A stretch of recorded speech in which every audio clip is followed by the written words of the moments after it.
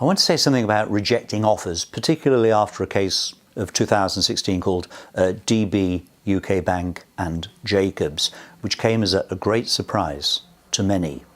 Let me tell you the story of it first. It's quite a straightforward case. The defendant made an offer without prejudice, save as to costs, to settle a claim. So some people call a call to bank offer, a without prejudice offer. That offer was not accepted. At a later date, the claimant made a Part 36 offer to the defendant. That wasn't accepted either.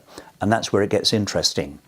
As the case proceeds, the claimant, on reflection, thinks they'd better take the defendant's initial offer, and they purport to accept it.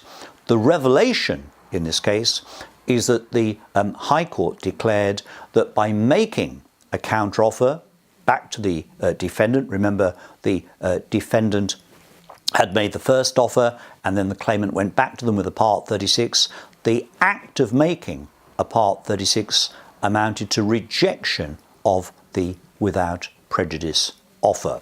So unwittingly, perhaps, the claimant had inadvertently rejected the defendant's offer. And this is a vital point to realise.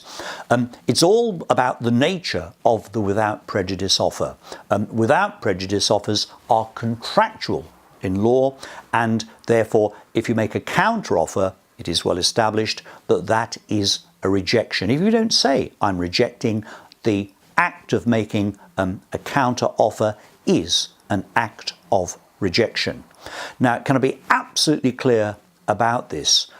If the parties instead had only ever been making Part 36 offers to one another, then there is no concept of rejection. And indeed, in the landmark case of Gibbon and Manchester City Council back in 2010, that's exactly what occurred. The claimant made a Part 36 offer. The defendant wrote to them saying, your offer is rejected. Nothing could be clearer.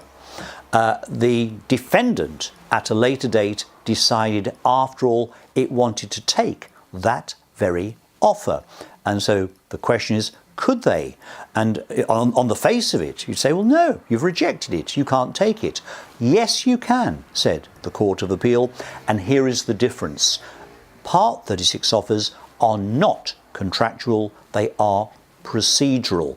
And there is no concept, therefore, of rejection under Part 36. So, as in Gibbon itself, one could write to the other side, if they'd made a Part 36 offer to you, you could write to them and you could say absolutely clearly, your offer is rejected, we are never going to take it, and then subsequently you could turn around and accept that offer weeks, months or years later, provided the offer has not been withdrawn, provided the offer does not have built into it a so-called sunset clause, a deadline for acceptance, otherwise the offer being automatically withdrawn, and provided the trial has not commenced, it is open to accept a Part 36 offer at any juncture up to the commencement of trial. So be very careful, watch your offers, and appreciate that how you react to an offer